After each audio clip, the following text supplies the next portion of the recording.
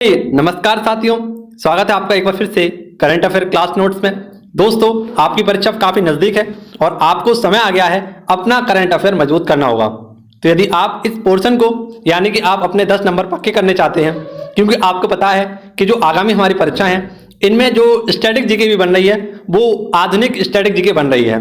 तो दोस्तों, मैं आपको आधुनिक स्टैटिक जीके की सभी क्वेश्चन कराने वाला हूं और इसी के साथ लेटेस्ट अपडेट के साथ सभी करंट अफेयर के नोट्स आपको प्रोवाइड करने वाला हूं। इसी के साथ दोस्तों, मैं आपको पिछले करंट अफेयर के क्वेश्चन भी कराने वाला हूं। तो आपको हमारी करंट अफेयर नोट्स वाली वीडियो को पूरा देखना है।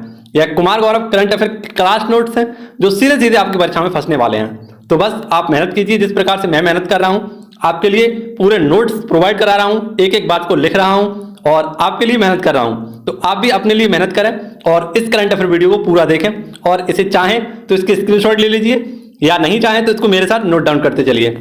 मैं आपको काफी अच्छे तरीके से एक एक क्वेश्चन को समझाने वाला हूं, बताने वाला हूं। तो आइए शुरुआत करते हैं आज के हमारे पहले क्वेश्चन से। और पहला ही क्वेश्चन हमारी परीक्षा की दृष्टि से काफी इंपॉर्टेंट है, हेल्पफुल है। पूछा गया है, चर्चा में रही वांग यामिंग का संबंध है। तो बात बता दें आपको, यह पहली महिला है जो अंतरिक्ष में घूमने वाली हैं। और यह कहां की पहली महिला है? तो यह चीन की पहली महिला है जो अंतरिक्ष में क्या करेंगी? यात्रा करने वाली पहली महिला साबित हुई है। यह कहां पर? तो अंतरिक्ष में तियानगोन स्पेस स्टेशन के बाहर यह यात्रा करने वाली हैं। आपको पता है यह स्पेस टूरिस्ट हैं और इन्हीं के द्वारा यह चीनी पहली महिला हैं जिनके द्वारा यह यात्रा की जाएगी। ठीक है दोस्तों, अब कुछ ऐसे प्रश्न जो सीधे सीधे आपकी परीक्षा में बनने वाले हैं और स्टैटिक जीके से संबंधित हैं, इनको आपको गौर से देखना है और समझने की कोशिश करनी है। तो सीधे सीधे क्वेश्चन है, काफी सरल क्वेश्चन है। यदि आप इनको पढ़ते हैं तो काफी सरल है, लेकिन आप ऐसे क्वेश्चनों को स्किप करते हैं तो आपकी काफी बड़ी भूल होगी। तो मेरे साथियों, इसे आप देखिए और समझने की कोशिश कीजिए। क्वेश्चन है हमारा, यूएई की पहली महिला यात्री। तो आपको बता दें यह काफी इंपॉर्टेंट क्वेश्चन है और आपसे बनने के पूरे चांस हैं। पूछा गया है कि यूएई की पहली महिला अंतरिक्ष यात्री कौन थी? तो यह थी नोरा अल मातोसी। ठीक है, वहीं पर आपसे पूछा गया है कि इंडिया की पहली महिला अंतरिक्ष यात्री कौन थी? तो काफी सरल क्वेश्चन है, बच्चे को यह क्वेश्चन पता होता है, कल्पना चावला। नेक्स्ट क्वेश्चन हमारा, इंडिया की सेकंड महिला अंतरिक्ष यात्री कौन है? तो यह हाल ही में बनी है सेकंड महिला अंतरिक्ष यात्री जिनका नाम है सिरसा बांदला। ठीक है दोस्तों, यह क्वेश्चन भी आपको याद रखना है, काफी इंपॉर्टेंट है और परीक्षा की दृष्टि से, यह परीक्षक की दृष्टि से उसका मोस्ट इंपॉर्टेंट क्वेश्चन है। ठीक है दोस्तों, इसलिए आपको लिख कर लेकर आया हूं। नेक्स्ट क्वेश्चन हमारा, अंतरिक्ष की सर्वप्रथम यात्रा किसने की थी? तो यह थे यूरी गार्गिन। वहीं पर आपको बता दें कि भारत में सर्वप्रथम अंतरिक्ष की यात्रा किसने की थी? तो राकेश शर्मा ने।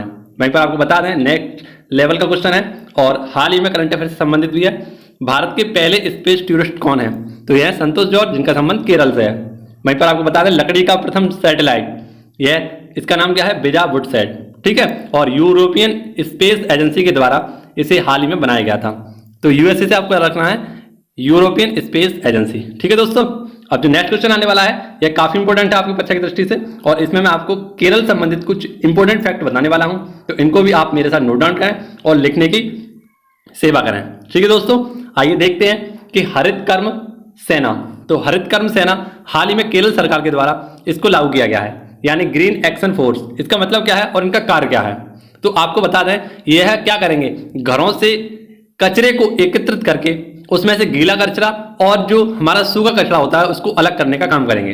यानी यदि हम एक लाइन में इसकी बात कहें तो कह सकते हैं ठोस अपशिष्ट प्रबंधन हेतु इस हरित कर्म सेना यानी ग्रीन एक्शन फोर्स को हाल ही में तैनात किया गया है। कहां पर? तो इसका राइट आंसर हो जाएगा केरल में। ठीक है दोस्तों, आपको याद रखना है। अब केरल आया है तो केरल से संबंधित कुछ इंपॉर्टेंट जानकारी मैं आपके लिए लिख कर लेकर आया हूं, तो इन्हें आप देखिए और समझने की कोशिश कीजिए। सीधे सीधे आपके बच्चे में बनने वाले हैं क्वेश्चन, तो काफी इंपॉर्टेंट है, इन्हें देख लीजिए। जैसा कि आपसे पूछा गया है कि केरल के सीएम, तो प्रेजेंट टाइम में केरल के सीएम कौन है? आपको पता है, पिनरई विजयन।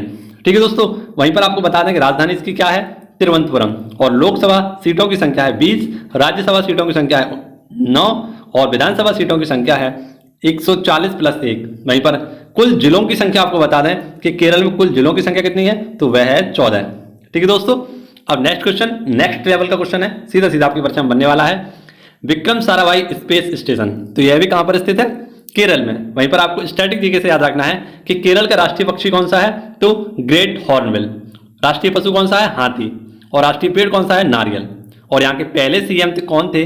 तो नंबूद्री पाल, जो 1957 से 1959 तक केरल के मुख्यमंत्री रहे थे।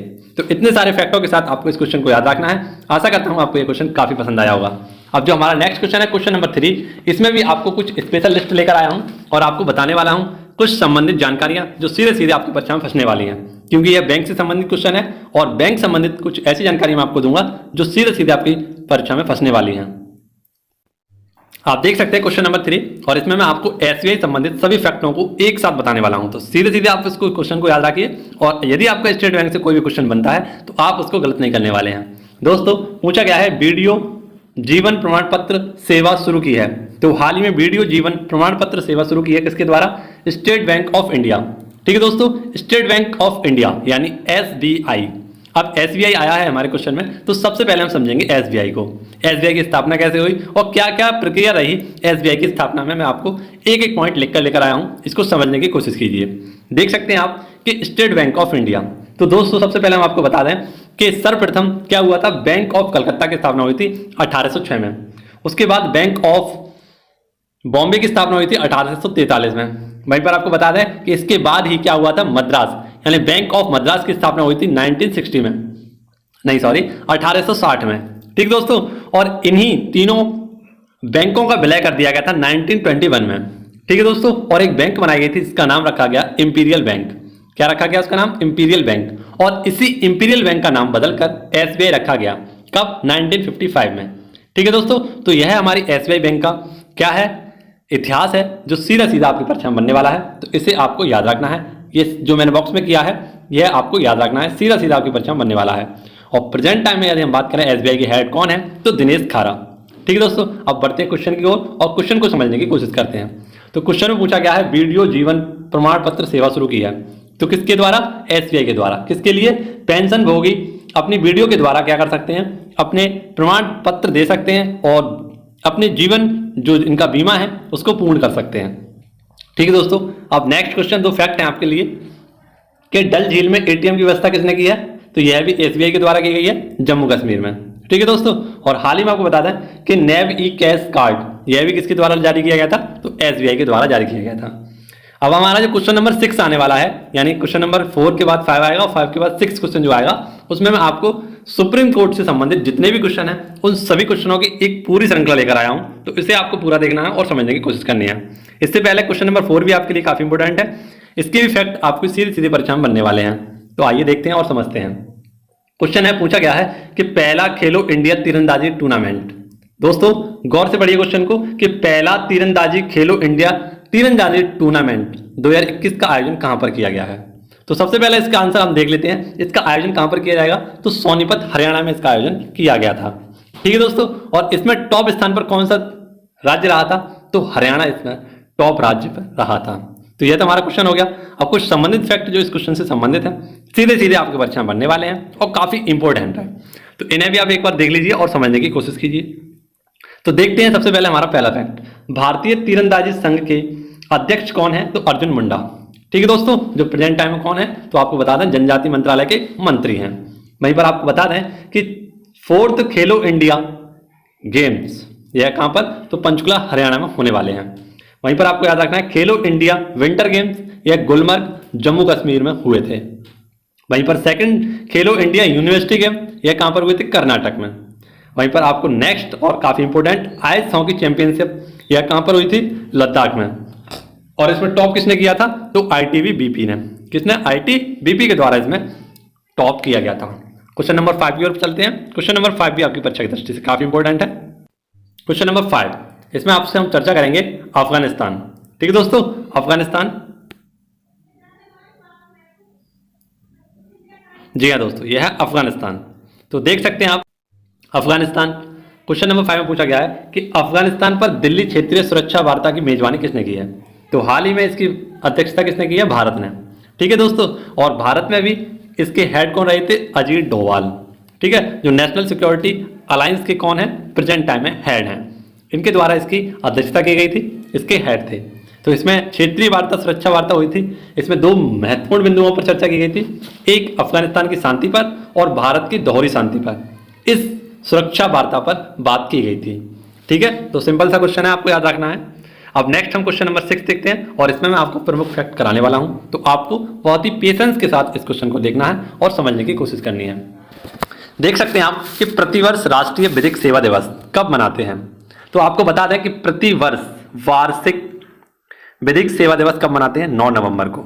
ठीक है दोस्तों, राष्ट्रीय विधिक सेवा दिवस 9 नवंबर को मनाते हैं, यानी लीगल सर्विस डे। इसे क्या कहते हैं इंग्लिश में, लीगल सर्विस डे कब मनाते हैं। तो प्रत्येक 9 नवंबर को लीगल सर्विस डे मनाते हैं, क्योंकि आपको पता है कि 1987 में, कब 1987 में एक एक्ट आया था और यह 9 नवंबर 1995 को लागू किया गया था और इसी दिन से राष्ट्रीय विधिक सेवा दिवस मनाते हैं, क्योंकि 1987 के एक्ट से 9 नवंबर 1995 को क्या हुआ था, राष्ट्रीय विधिक सेवा प्राधिकरण संस्थान की स्थापना की गई थी और इसी के उपलक्ष्य में 9 नवंबर 1995 से ही राष्ट्रीय विधिक सेवा दिवस मनाया जाता है।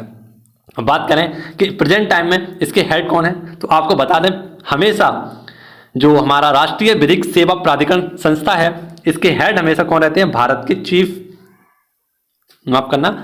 के चीफ जस्टिस ऑफ इंडिया। ठीक है, और जो प्रेजेंट टाइम में कौन है, एन.वी. रमन्ना। ठीक है दोस्तों, अब आपको बता दें कि इसका कार्य क्या होता है, राष्ट्रीय विधिक सेवा दिवस क्यों मनाते हैं। तो कानून के प्रति जागरूकता बढ़ाने के लिए इस दिवस को बनाया जाता है। अब आपके लिए स्पेशल टॉपिक जो मैं लेकर आया हूं, जो आपको सीधा सीधा काफी हेल्प करेगा आपकी परीक्षाओं में, और यह वन लाइनर क्वेश्चन आपकी परीक्षा में बनने वाले हैं। ठीक है, तो इन्हें आप देख लीजिए और यह सुप्रीम कोर्ट से संबंधित कुछ प्रश्न हैं, फैक्ट हैं, जो सीधे सीधे बनने वाले हैं आपके क्वेश्चन। ये हैं वो प्रश्न जो मैं आपके लिए लेकर आया हूं। तो हाल ही में आपको पता है कि सुप्रीम कोर्ट के द्वारा एक फास्टर यानी fast and secret transformation of electric record यानी तेजी और सुरक्षा के साथ आदेशों को भेजने के लिए इस फास्टर को लॉन्च किया गया था। किसके द्वारा, तो सुप्रीम कोर्ट के द्वारा। ठीक है दोस्तों, सुप्रीम कोर्ट भारतीय संविधान के भाग 5 में आर्टिकल 124 से 147 में निहित है। ठीक है दोस्तों, और प्रेजेंट टाइम में इसके जो CJI हैं वो कौन है, एन.वी. रमन्ना। ये कौन से नंबर के हैं, तो आपको पता है 48वें नंबर के हैं। और हाल ही में सुप्रीम कोर्ट में 3 महिला जजों की नियुक्ति की गई है। यह 3 महिला कौन कौन सी हैं, यह सीधा सीधा आपकी परीक्षा में बनने वाला है क्वेश्चन, तो इसे आपको याद रखना है। एक हेमा कोहली, बेला त्रिवेदी और नगरत्ना। ठीक है दोस्तों, कौन कौन सी हैं, हेमा कोहली, आपको तीनों का नाम याद रखना है, हेमा कोहली, बेला और इसी के साथ नगरत्ना। ठीक है, ये तीनों जस्टिस हैं, जस्टिस हेमा कोहली, जस्टिस बेला त्रिवेदी और जस्टिस नगरत्ना। और आपको बता दें कि प्रेजेंट टाइम में आपको बता दें कि जो हेमा कोहली हैं यह तेलंगाना हाई कोर्ट की क्या है, पहली महिला मुख्य न्यायाधीश भी हैं। और वहीं पर आपको बता दें एक इंपॉर्टेंट फैक्ट है, नगरत्ना, जस्टिस नगरत्ना 2022 में सुप्रीम कोर्ट की जो पहली महिला मुख्य न्यायाधीश बनने की ओर पहुंच गई हैं। यानी ऐसी संभावना जताई जा रही है कि नगरत्ना जी भविष्य में सुप्रीम कोर्ट की मुख्य न्यायाधीश हो सकती हैं। ठीक है दोस्तों, ये फैक्ट भी आपको याद रखना है। वहीं पर आप कुछ इंपॉर्टेंट फैक्ट देख लीजिए, सुपेश पोर्टल। तो हाल ही में सुप्रीम कोर्ट के द्वारा ही सुपेश पोर्टल को लॉन्च किया गया था और यह आर्टिफिशियल इंटेलिजेंस पर आधारित था। ठीक है दोस्तों, आप नेक्स्ट, यूट्यूब पर कार्यवाही प्रसारित करने वाला पहला राज्य। तो पहला राज्य है गुजरात, और गुजरात हाईकोर्ट के द्वारा जितनी भी अपनी कार्यवाही होंगी उसे यूट्यूब पर लाइव दिखाएगा। ई लोक अदालत यह छत्तीसगढ़ में स्टार्ट की गई थी। और आपको बता दें मोस्ट इंपोर्टेंट है ये 2 क्वेश्चन, आर्टिकल 32 और आर्टिकल 226। आर्टिकल 32 में 5 प्रकार के रिट जारी करता है कौन, तो सुप्रीम कोर्ट, और आर्टिकल 226 के तहत हाई कोर्ट रिट जारी करता है।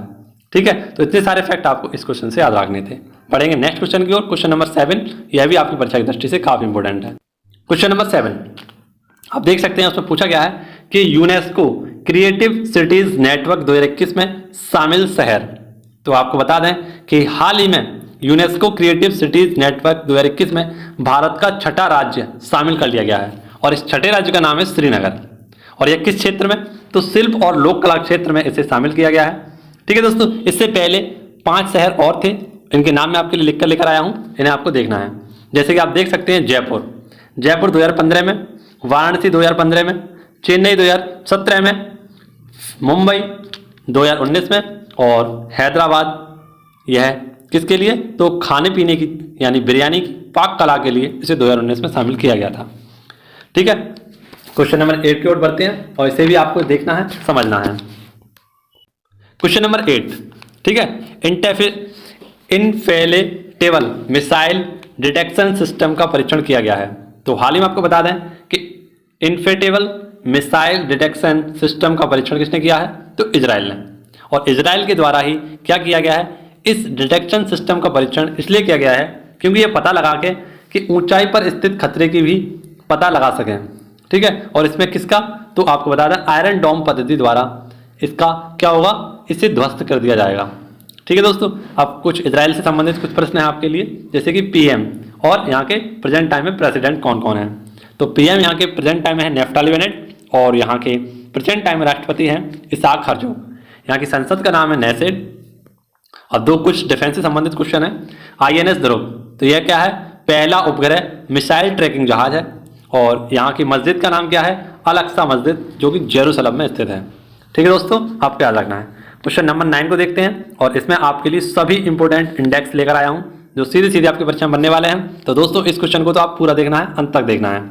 क्वेश्चन है ग्लोबल ड्रग्स पॉलिसी इंडेक्स। तो हाल ही में एक इंडेक्स जारी किया गया है जिसका नाम है ग्लोबल ड्रग्स पॉलिसी इंडेक्स, और इसमें टॉप स्थान पर है नॉर्वे, सबसे निचले स्थान पर यानी बॉटम नंबर पर है ब्राजील 30वें नंबर पर, और भारत 30 में से कौन से स्थान पर है?